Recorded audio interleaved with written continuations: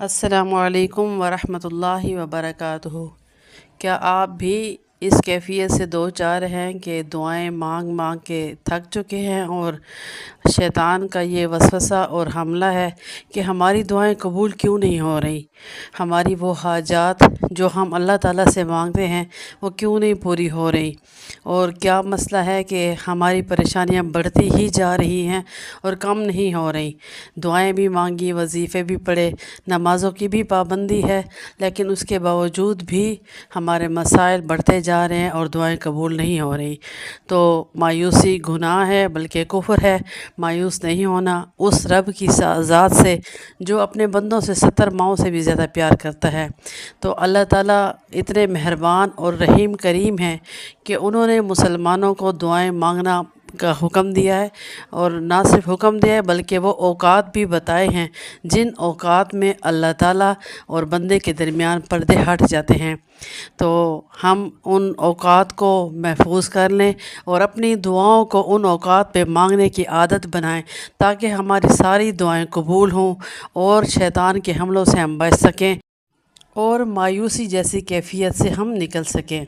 تو آئیے قرآن و حدیث کی روشنی میں ہم ان اوقات کو جاننے کی کوشش کرتے ہیں کہ وہ کون سے لمحے ہیں، وہ کون سے اوقات ہیں جن میں اللہ تعالیٰ ہماری دعاؤں کو بغیر کسی حجاب کے قبول فرما لیتے ہیں۔ بسم اللہ الرحمن الرحیم۔ قال النبی صلی اللہ علیہ وسلم الدعاء المخ العبادہ۔ فرمایا نبی کریم صلی اللہ علیہ وآلہ وسلم نے، دعا عبادت کا مغز ہے۔ بے شک دعا عبادت کا مغز ہے، اور اللہ کے نبی صلی اللہ علیہ وآلہ وسلم نے ہمیں دعا مانگنے کا حکم فرمایا ہے، اور یہی اللہ تعالیٰ نے بھی ہمیں قرآن پاک میں حکم فرمایا ہے، جہاں پہ اللہ تعالیٰ فرماتے ہیں اعوذ باللہ من الشیطان الرجیم وَإِذَا سَأَلَكَ عِبَادِي عَنِّي فَإِنِّي قَرِيبٌ۔ اس آیت میں اللہ تعالیٰ اپنے بندے سے بہت محبت کا اظہار کرتے ہیں کہ جب میرا بندہ مجھ سے سوال کرتا ہے تو میں اس کے اور بھی قریب ہو جاتا ہوں۔ تو آج ہمارا جو ٹاپک ہے وہ ہے کہ دعا کن اوقات میں قبول ہوتی ہے۔ اللہ تعالیٰ نے ہمیں اپنے حبیب صلی اللہ علیہ وآلہ وسلم کے ذریعے کچھ مخصوص اوقات بتائے ہیں جن میں بندے اور اللہ تعالیٰ کے درمیان تمام وہ پردے ہٹ جاتے ہیں جو کہ دعا کے قبول نہ ہونے میں حائل ہوتے ہیں۔ تو وہ کون سے اوقات ہیں؟ ویسے تو عمومی طور پہ اللہ تعالیٰ کے ہاں جب بھی دعا کی جائے، چاہے ہاتھ اٹھا کے دعا مانگی جائے یا ہاتھ اٹھائے بغیر دعا مانگی جائے، چاہے وضو کی حالت میں دعا مانگی جائے یا بے وضو کی حالت میں دعا مانگی جائے، اسی طرح نماز پڑھنے کے بعد دعا ہو یا قرآن پاک کے تلاوت کے بعد کی دعا ہو یا ان عبادات کے علاوہ بھی دعا ہو، تو دعا قبول ضرور ہوتی ہے۔ احادیث کی روشنی میں ہمیں یہ بتایا گیا ہے کہ دعا ہر حال میں ضرور قبول ہوتی ہے، دیر یا بدیر اس کا اپنا ایک وقت مقرر ہوتا ہے۔ اللہ تعالیٰ اپنے بندے کے منہ سے نکلی ہوئی دعا، دل سے نکلی ہوئی دعا ضرور قبول فرماتے ہیں، ہمارے اس چیز پہ ایمان اور یقین ہے۔ لیکن کچھ اوقات ایسے ہیں جس میں ہر مانگی ہوئی دعا ضرور جلدی قبول ہو جاتی ہے، اور وہ اوقات کون سے ہیں ہم ان کو آج پڑھتے ہیں قرآن و حدیث کی روشنی میں۔ اور اس سے پہلے ہم دعا کی اہمیت پہ روشنی ڈال لیں کہ دعا کی ہمارے اسلام میں کیا اہمیت ہے۔ اللہ تعالیٰ نے اپنے اور بندے کے درمیان جو رشتہ مضبوط کرنے والا ہتھیار دیا ہے وہ دعا ہے، تو اس لیے ہمیں دعا کا مانگنا بالکل نہیں چھوڑنا چاہیے زندگی میں۔ ہم سیرت کی کتابوں میں پڑھتے ہیں کہ نبی اکرم صلی اللہ علیہ وآلہ وسلم کی زندگی مبارک دعاؤں سے پر تھی۔ ہر گھڑی، ہر لمحہ سونے کی دعا، اٹھنے کی دعا، بیت الخلاء جانے کی دعا، باہر نکلنے کی دعا، کپڑے پہننے کی دعا، اسی طرح وضو کرنے کی دعا، ان کی زندگی میں قدم قدم پہ دعائیں ہی دعائیں ہیں۔ یعنی اللہ تعالیٰ کے ساتھ رشتہ ہر گھڑی ہر لمحہ بندے کا مضبوط رہتا ہے جب ہم ہر لمحہ اللہ تعالیٰ کو پکارتے رہیں۔ گھر سے نکلتے وقت کی دعا ہے، گھر میں داخل ہونے کی دعا، سواری کی دعا، اسی طرح بہت سی دعائیں ایسی ہمیں اللہ کے نبی صلی اللہ علیہ وسلم کی زندگی میں ملتی ہیں جس سے ہمیں اس بات کا اندازہ ہوتا ہے کہ ایک مسلمان جس کی زندگی میں مسنون دعائیں ہوں، اپنے نبی کی دعائیں ہوں، تو وہ 24 گھنٹے عبادت میں رہتا ہے۔ اور 24 گھنٹے اس کا تعلق اللہ تعالیٰ سے جڑا رہتا ہے۔ تو اس سے اندازہ ہوتا ہے کہ ہمارے مذہب میں، ہمارے اسلام میں دعا کی کتنی اہمیت ہے۔ تو دعا چاہے جس زبان میں بھی مانگی جائے، اپنی مادری زبان جس میں مانگی جائے، اللہ تعالیٰ ہر زبان کے جاننے پہچاننے والے ہیں،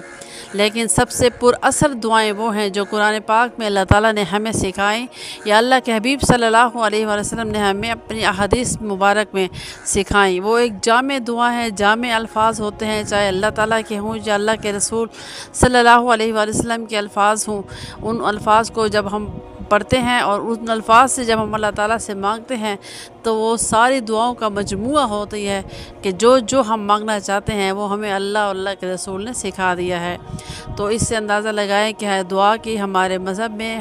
کتنی اہمیت ہے، اللہ تعالیٰ کو کتنا پسند ہے بندے کا مانگنا۔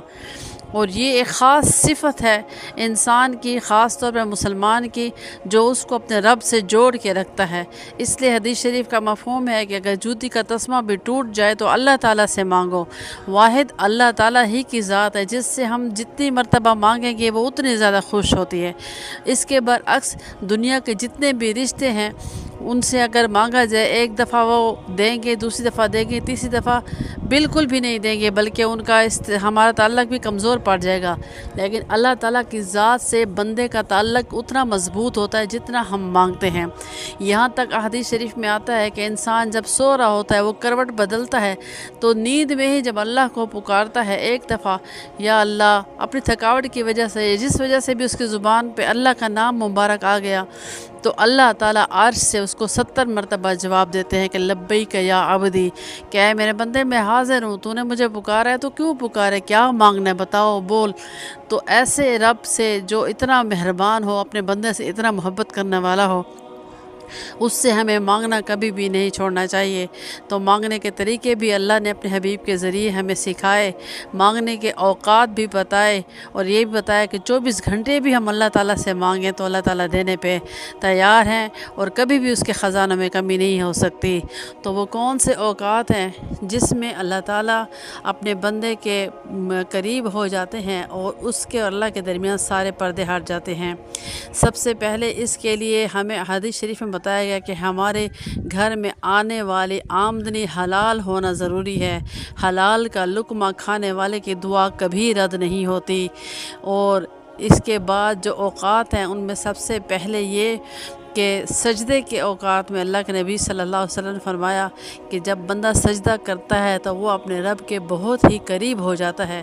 تو اس حدیث کی روشنی میں علماء کرام فرماتے ہیں کہ سجدے کی جو تسبیح ہے جو ہم پڑھتے ہیں سبحان ربی العالی،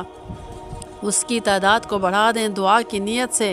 یا احادیث میں ایک دعا بھی آتی ہے حمدن کثیرن طیبا مبارکن فیہ، یہ سجدے کی دعا ہے، ہم نوافل یا سنن میں پڑھ سکتے ہیں۔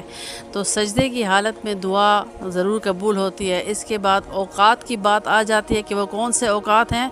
تو اذان اور اقامت کے درمیانی جو وقفہ ہوتا ہے اس میں آسمان کے دروازے کھل جاتے ہیں اور دعا قبول ہوتی ہے۔ تو اذان کے بعد اور اقامت وہ ہوتی ہے جب جماعت کھڑی ہوتی ہے۔ تو مردوں کو تو اس بات کا پتہ ہوتا ہے کہ جب جماعت کھڑی ہوتی ہے کہ کون سے وقت میں جماعت کا وقت ہے۔ اذان کے بعد وہ اپنی ہر حاجت کی دعا مانگ سکتے ہیں اللہ تعالیٰ سے۔ اور عورتوں کے لیے حکم ہے کہ جب اذان ہو رہی ہوتی ہے تو خاموشی سے ادب کے ساتھ اذان کا جواب دینے کے بعد درود ابراہیمی پڑھ کے جو بھی دعا مانگیں تو اس وقت آسمان کے دروازے کھل جاتے ہیں اور مومنین کی دعاؤں کو اوپر اٹھا لیا جاتا ہے۔ اس وقت کو ہاتھ سے نہ جانے دیا جائے، اور اس وقت دعا قبول ہونے کی گھڑی ہوتی ہے، اور اس میں ہم دعا کو ضرور مانگیں اور ہر حاجت مانگیں، اپنی زبان میں مانگیں، قرآنی دعائیں پڑھیں یا اللہ کے نبی کی سکھائی دعا پڑھیں۔ اس کے علاوہ دوسرا وقت وہ ہوتا ہے تہجد کا وقت۔ احادیث کی روشنی میں تہجد کی وقت کا بڑا ہی ذکر آیا ہے اور بڑی فضیلت آئی ہے کہ رات کے آخری پہر میں آسمان دنیا پہ اللہ تعالیٰ تشریف لے آتے ہیں، اور ایک منادی ہوتی ہے کہ ہے کوئی توبہ مانگنے والا جس کی ہم توبہ قبول کریں، کوئی رزق مانگنے والا جس کو ہم رزق عطا کریں، کوئی بھی اپنی حاجت مانگنے والا اللہ تعالیٰ سے کہ اللہ تعالیٰ اس کی حاجت قبول فرمائیں۔ تو تہجد میں مانگی گئی دعاؤں کو تجربہ کیا گیا ہمارے بزرگان اور ہمارے علماء علماء کرام نے کہ اس وقت کی دعا فوراً جلدی قبول ہوتی ہے اور کبھی بھی رد نہیں ہوتی۔ تو تہجد یعنی سحری کے وقت بھی اٹھ کے 2 رکعت نفل پڑھ کے اپنی حاجت اللہ کے آگے رکھیں تو ہماری سارے مشکلات کا حل اس بابرکت وقت میں بھی ہے۔ اور اس کے علاوہ سحری اور افطاری جب رمضان میں آتی ہے تو اس میں بھی احادیث شریف میں آیا ہے کہ سحر کا تو ذکر ہمارا ہو گیا، وہی تہجد کے وقت، اور افطار کے وقت بھی مسلمان کی دعا کبھی بھی رد نہیں ہوتی، یہاں تک کہ اللہ تعالیٰ بلوں میں رہنے والے چھوٹے چھوٹے کیڑے مکوڑوں کو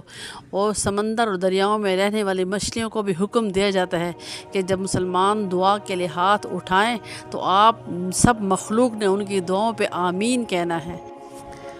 جمعۃ المبارک کے دن ایسی گھڑی ہوتی ہے جس میں دعا قبول ہوتی ہے۔ نبی اکرم صلی اللہ علیہ وآلہ وسلم کو ایک دن حضرت جبریل امین آئے اور ایک آئینہ دکھایا اور آئینے کے بیچوں بیچ ایک سیاہ نقطہ تھا۔ حضرت جبریل امین نے فرمایا کہ مفہوم یہ آتا ہے کہ حضرت جبریل نے اللہ کے نبی صلی اللہ علیہ وسلم سے فرمایا کہ یہ جو آئینہ ہے یہ جمعے کا ایک روشن ترین دن ہے، اور درمیان میں جو آپ کالا نقطہ دیکھ رہے ہیں وہ ایک ایسی گھڑی ہے جس میں مسلمانوں کی دعاؤں کو قبول کیا جاتا ہے۔ اور وہ گھڑی کون سی ہے وہ حضرت جبریل امین نے نہیں بتائی، بلکہ یہ فرمایا کہ جمعے کے دن کی کوئی ایک گھڑی ایسی آتی ہے کہ مسلمان کی دعا قبول کی جاتی ہے۔ تو اس کو نبی اکرم صلی اللہ علیہ وسلم کی حدیث کی روشنی میں اور علماء کرام کے تجربہ کی روشنی میں یہ بتایا جاتا ہے کہ جمعہ کا دن جب جمعے کی پہلی اذان ہوتی ہے اس وقت سے لے کے دوسری اذان کا جو درمیانی وقفہ ہے اور درمیانی وقت ہے